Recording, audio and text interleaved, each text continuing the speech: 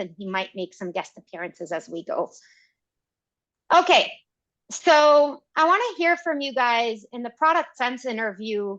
What do you think that we are evaluated on? Why don't you put some of your responses in the chat? And I apologize, even though I work in tech, I still haven't figured out how to connect Zoom to the surveys.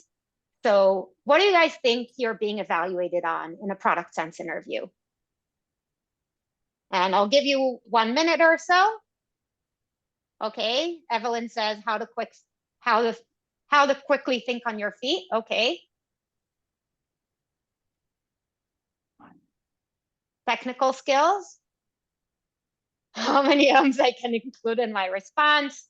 User customer empathy. I like that, Michael. The code of vague problem with structure. Abby Wang, I like that. Can you build products? Okay. Presence of mind and clarity of problem definition. I think a lot of these are right. So this is my opinion and experience. When you're running a product sense interview, you are turning an ambiguous, you're measured on being able to turn an ambiguous problem into an actionable hypothesis or solution. What does that mean? I want to talk about the key signals that are evaluated in product sense interviews, okay?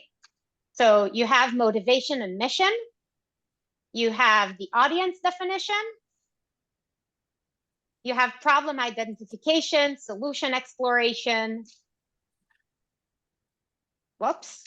And communication. So what does all of this mean? Motivation and mission, this is something that I see a lot of candidates skip on. It's understanding why somebody would want to solve a problem or build a product and tying it to the mission of the parent org or the company that they're at, right? Audience definition, this is one of our probably least favorite parts, but it's identifying and segmenting the audience and prioritizing the right one. Problem identification, articulating and prioritizing pain points, use cases that are most relevant to your target audience. Solution exploration and prioritization, brainstorming and prioritizing solutions relevant to the problems and the audience, and then communication, communicating concisely and clearly, applying MECE principles and a coherent prioritization method. Out of all of these, I think the one I struggle with the most is the MECE, but let's see if we can find ways together to work through this. Common pitfalls that I've seen in product interviews.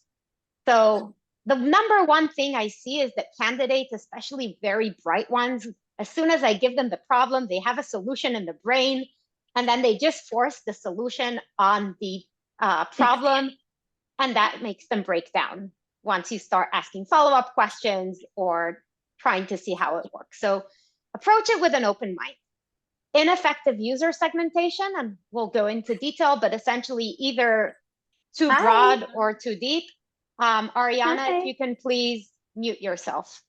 Another thing is a broken flow from the audience insight to the problem resolution, meaning the idea of product sense is that you want to be scoping and prioritizing and scoping and prioritizing, and that needs to follow a logical thread. So if you break the logic, then the interviewer might think that you're either forcing a solution on a problem, or that you're not able to fully follow your logical path.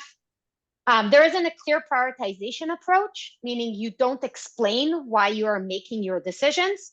It doesn't mean, if anybody knows what rice is, that you need to throw rice everywhere, and we'll talk about that. That you're neglecting the interviewer's cues for direction. I see that especially for people trying to apply the circles method. And in the beginning and the setup of the interview, they ask me many, many questions, and I keep telling them up to you, and they don't get the clue to continue with the interview. So read the interviewer's cues. Sometimes the interviewer is trying to help you get to a place. So make sure you listen to them. It doesn't mean that everything the interviewer says is what needs to happen, but at least make sure that you acknowledge what the interviewer is talking about. And then poor time management. And I will say that poor time management, I've had candidates that didn't complete all of the process, but I was able to collect enough signal on it to let them pass. In many cases, it means rushing through some areas that need more attention or not taking the interviewer's cue in terms of moving along. Okay, any questions about this? And then guys, if you have questions now, you can unmute yourselves as well, not just through the chat. I have a question for you. You said some people Yes. don't finish. Where do you find that they get caught up? It's a great question. I think when I say finish, I mean end to end, and we'll talk about it, what it means, but sometimes they don't get to the point where they prioritize the specific solution and tell me how they measure success. Usually they get to the solution places and maybe we aren't able to fully flesh out the solutions together. That's usually where I see them get cut off. It's important for me to see the prioritization, but if they apply enough prioritization up until that point, it's usually I sometimes can find enough signal. So I've had instances where the interviewee kind of rushed through the solutions and prioritization, but we weren't able to go through the workflows and all of that. And in the example today, we won't go through like whiteboarding or anything like that. And honestly, in interviews that are virtual, I hardly ever ask candidates to whiteboard the solution because I know that it's really, really hard for people to type or use the computer while they talk or think. I usually save that for on-site in person, which has been a while for many of the companies since we've had, but that's usually where candidates get stuck. Meaning if you're in the problem state and you didn't finish, you're probably in a bad spot. But even if you didn't finish mapping out all the solutions and prioritizing them, there's still hope. Okay. Evelyn. Thank you. Yes. Hey, Evelyn. Hi, Rachel. Hi. I wanted to plant a seed. I'm wondering if the framework you share with us has any adjustment if it's a 30-minute conversation versus a 5 to 10-minute conversation. Because this afternoon I got the second scenario. I felt it was a product sense, but then I only have 5 minutes. Oh, wow. So I'm curious how you got to a point where they were asking you a product sense interview and you had 5 minutes to answer it. And I think that's a bit unfair. But even though it's probably going to take us about an hour and a half to walk through all of this, and Evelyn, we tried this together, you should be able to do it in 30 minutes, right? Usually when they ask you for a sense, I've had it in interviews when I was asked that myself. Usually it's just about understanding, okay, who would I prioritize? What kind of solutions do I like? It's kind of like getting a temperature check. But I haven't seen that happen very often. It's usually maybe in a hiring manager conversation when they're trying to get to know you and see how you're thinking about things very high level. And then you can kind of like walk them through it and say, they ask you a question, how would you improve my product? And you can say, well, it depends who you want to improve it for. It depends on that flow. So they want to go deeper, you can take them through, but sometimes they just want to see how you would approach it. Okay. Okay. Any other questions or can I move forward? Okay, we'll keep going. For whatever reason, when I try using my keyboard, it doesn't work. Okay. Just going to close all these things as well.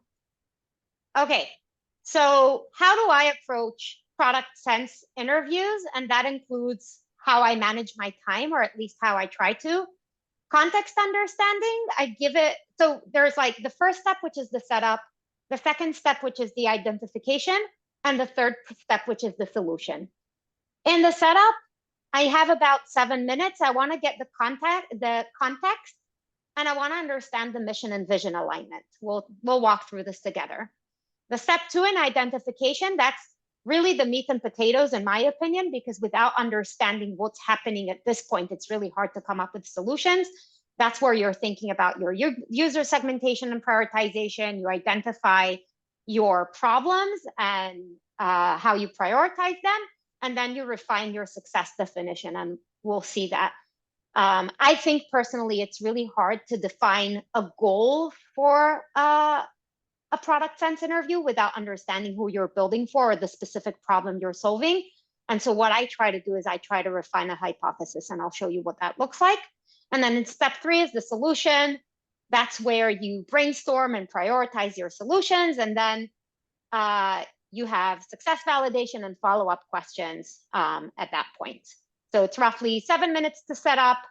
Then here we're probably at about 16 minutes. And then here we're about 9 minutes. So all in all, this is about a 35-minute framework if you practice. So that's roughly.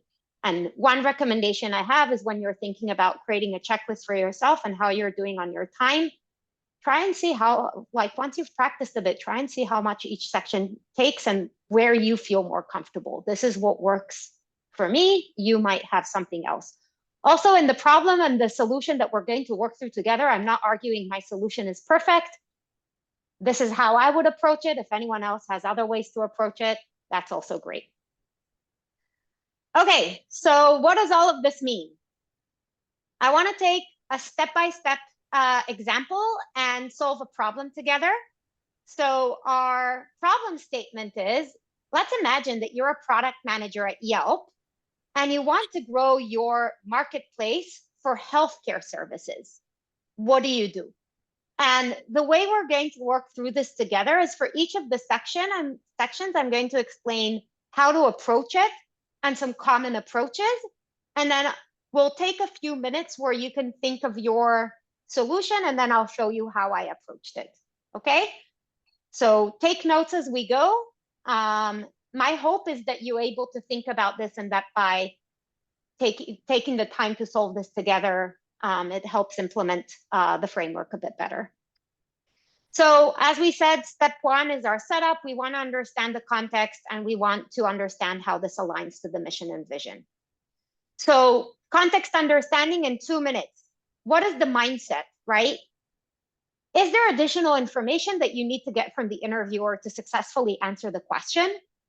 Number 2 is, what is the company trying to accomplish? Number 3 is, why is the company investing in this? And number 4 is, what's the time frame to validate the direction, right?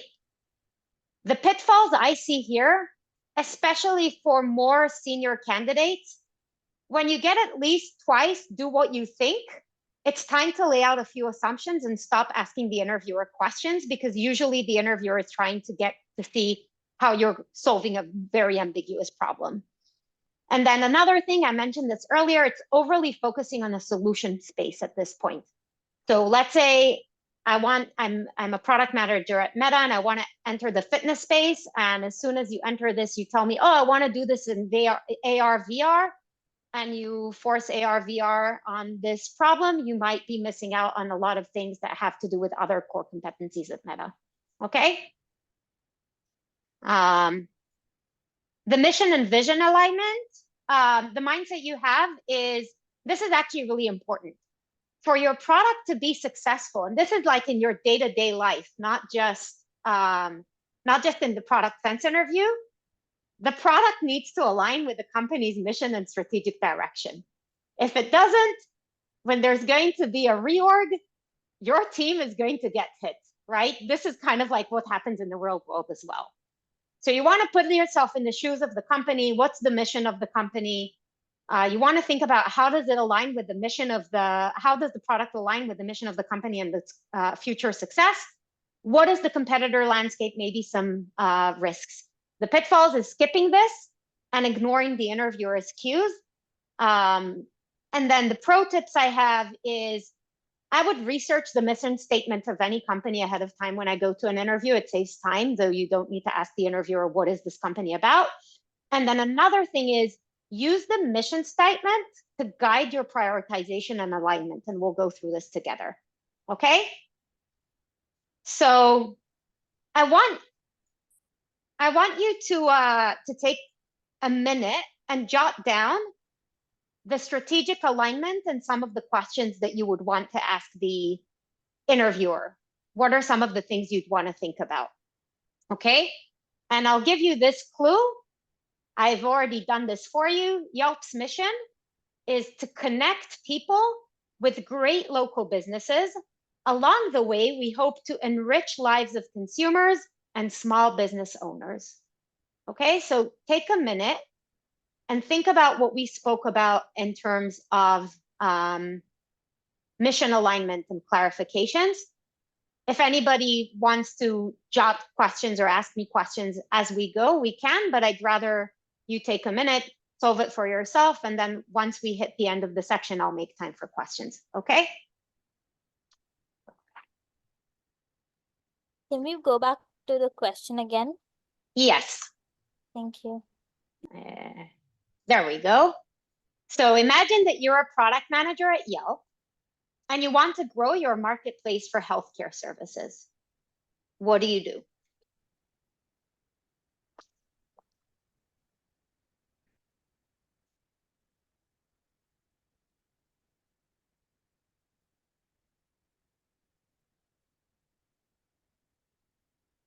And then this is Yelp's mission, so you don't need to think about it yourself.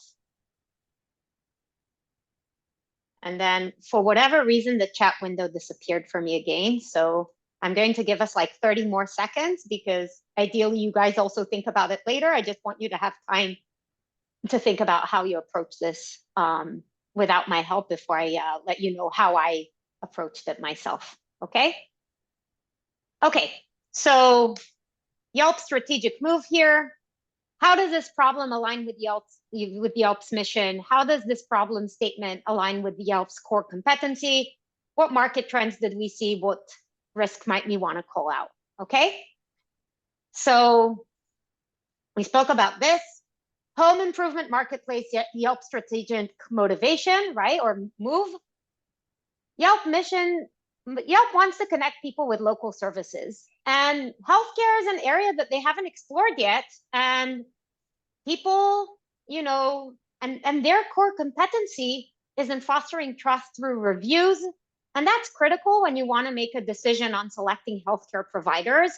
It's also helpful for healthcare providers to expand their reach. In the market trends, you know, a lot of people are looking for more transparency and ownership on their health. We also see that insurance is an issue. People want to have informed choices. On the competition side, you know, we have ZocDoc, Google, insurance directories, right? So there's a lot of competition here, but maybe Yelp has a secret sauce that we haven't thought about.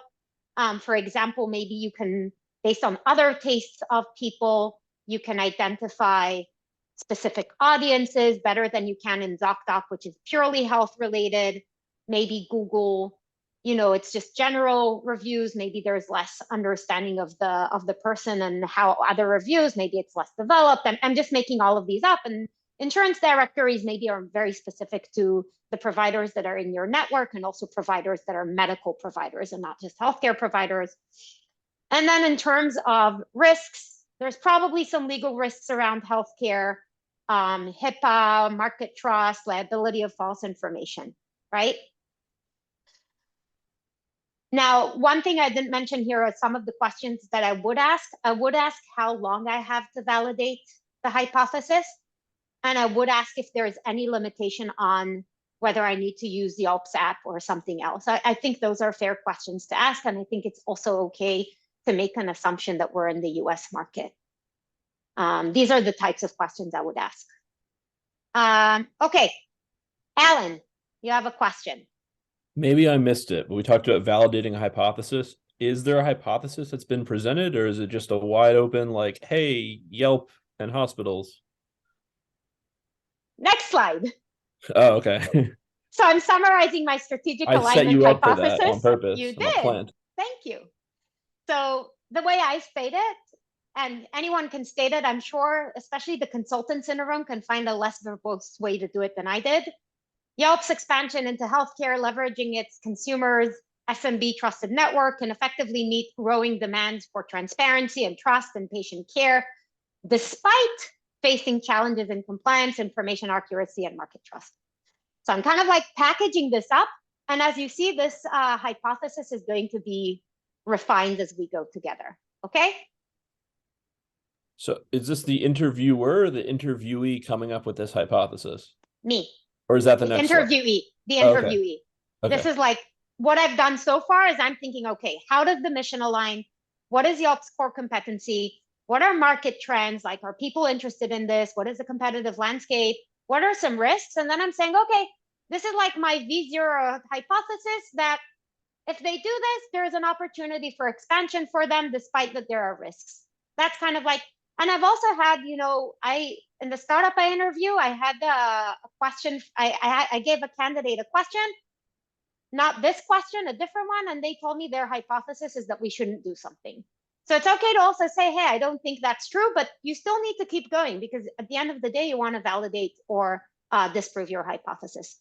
Thank you. Matt, you have a question.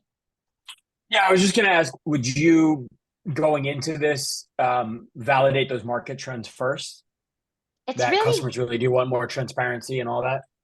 so the interviewer might ask you how, that's a great question, Matt, thank you. The interviewer might ask you, how would you validate this? And then you can say, I would look for what people, and this is actually a question that I ask a lot as a follow-up question when I was at Meta, is when people would tell me, hey, we should do this, I would ask them how to validate. In many cases, people would tell me focus groups and surveys, but there's a lot of even more basic things you can do. Are people searching on Yelp for healthcare providers? Are healthcare providers joining the platform? Do you already have any signal? You see on Google Trends, and are there any trends that you see in the market, newspaper articles? Then you can go into like surveys and focus groups and all of that, but there's a lot of information that you probably already have in the platform. You don't need to know this. Remember, this is by the time you've done with the chit chat with the interviewer, you've got yourself settled in, you have about a half hour. The interviewer doesn't expect you to know everything, but they might ask you, hey, how would you validate this?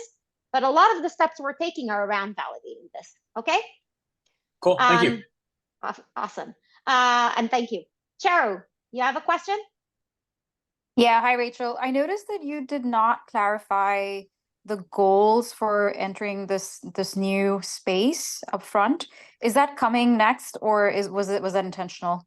The goal, I'm framing my hypothesis. That's what I said earlier. It's really hard to set up a specific goal without defining the problem statement properly, and the problem is still ambiguous. So I'm posing it as a hypothesis. In the circles method, what they have you do, if I'm not mistaken, is as soon as you get the prompt, you try to create a goal. But what I actually see is that when you try doing it at that point, it's very hard and the goal is still very ambiguous. So you can try putting a goal, but I prefer stating it as a hypothesis. And at some point, you will need to have a goal. Right, but when you were handed this question first, would you take a moment to ask the interviewer why they were considering? Yeah, so what's the motivation to enter this space, even if there are no specific goals around it? So first of all, the motivation is to meet growing demands. I'm stating what the goal is, to my understanding. I'm coming up with a goal. I can ask the interviewer, right? What is the company trying to accomplish and how does it align with its strategic view? 9 out of 10, especially if you're a more senior candidate, the interviewer will ask you what you think. And I think this is an acceptable answer. Okay? Got it. Thank you. So for more junior candidates, I tend to kind of help them. Well, what do you think? And we think about it and okay, it's growing. On the small business side, you want to grow healthcare providers, and on the audience side, you want to, build another use case within the platform, right? But it all comes down to a hypothesis that at this point, when things are so broad, look something like this. I wouldn't say this also isn't a product execution or analytical thinking interview, so I wouldn't go too much into it. But the key things you want to do is you want to make sure you know how long you have. You want to make sure that this aligns with the strategic direction of the company, and you do that through aligning to the mission statement. And you want to develop a hypothesis as to how these tie together. So for me, tying this into a hypothesis is the next step, which is what I have here. Does that answer your question, Charu? Yes, thank you. Okay.